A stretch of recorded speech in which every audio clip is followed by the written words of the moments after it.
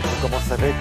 D'abord, ne vous désolez pas que l'on rentre dans les jours sombres parce que c'est aussi la période des illuminations. Vous voyez cette opération Lumière sauvage aux eaux de Thoiry dans les Yvelines. C'est la première année qu'ils font ça, nous dit le Parisien. C'est de 17h à 21h30 avec des sculptures géantes comme les lanternes asiatiques, vous savez, en papier sur une armature ou bien avec des bouteilles remplies de liquide coloré.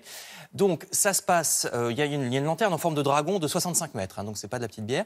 À voir les mercredis, vendredis, samedis et dimanches, ainsi que tous les jours des vacances scolaires. Belles choses également en Belgique, on va dans la patrie de Mathias Schoenaerts. Ah oui. Sur le site là, de la télévision belge francophone, la RTBF, vous savez qu'il y a beaucoup de moulins dans le plat pays, donc un architecte a eu l'idée simple mais géniale d'habiter dans un moulin et d'utiliser le moulin, en l'occurrence un moulin à eau, pour faire son électricité. Il en produit même tellement qu'il gagne de l'argent en revendant le surplus. C'est une rubrique que la RTBF appelle la Belge Histoire. Alors, ça ne se fait pas tout seul, hein. Il faut des travaux pour rendre le moulin habitable, installer la génératrice. Et le site internet Up, pour sa part, nous explique pour la énième fois qu'on ferait bien d'ailleurs de s'inspirer de cet exemple et d'acheter moins d'appareils électriques et électroniques. Donc nos gouvernements considèrent le numérique comme la principale source de croissance économique. Or, les impacts environnementaux sont épouvantables. La consommation énergétique de ces appareils augmente de 9% chaque année. Donc il faut arrêter d'acheter le tout dernier iPhone alors que l'ancien fonctionne encore. Il faut éteindre nos ordinateurs, aller nous promener, lire des livres, ça nous changera. Bref, réduire l'empreinte carbone, conseille le site on nous force, Up. On nous oblige. Bah non, on ne nous oblige pas, parce que si on nous obligeait, je pense qu'on se plaindrait, mais il faudrait avec faire. la publicité, tout ça. Ah oui, on nous oblige, je voulais dire... Oui, à... on fait tout ce qu'on peut, mais on résiste. On peut s'acheter un cerveau aussi. Hein. Bah si. Non, mais la pub, excusez-moi... On t'a déjà vu téléphoner. Hein. Ah, ouais. Oui, non, ça m'est arrivé, mais...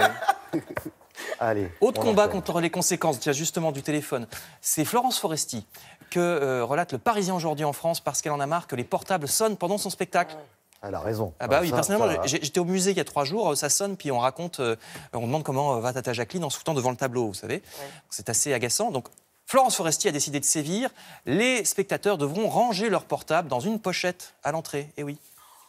Ah oui. Parfaitement. Bah attends, et alors si la babysitter appelle et qu'il y a un problème, on fait comment? Bah comment on faisait avant les téléphones portables? Bon, il ne mourrait pas le bébé. Bref.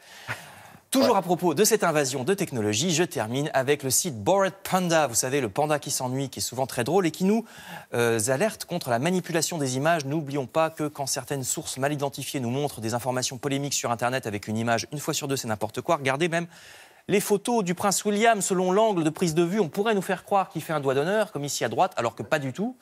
C'est vraiment... Non, mais c'est vraiment... non, mais regarde à gauche. C'est génial. Justement. Et certains politiciens sont passés maîtres, justement, dans ce genre de manipulation, avec un cadrage serré, afin de donner l'impression qu'ils sont dans un meeting bondé, alors qu'il n'y a presque personne. Vous voyez Mike Pence, le vice-président américain, à gauche, ou Hillary Clinton à droite. Donc on se rend compte qu'en fait, il n'y a pas grand monde. Et si on fait un cadrage serré, on a l'impression qu'ils sont avec plein de partisans. Donc faisons attention. Merci beaucoup.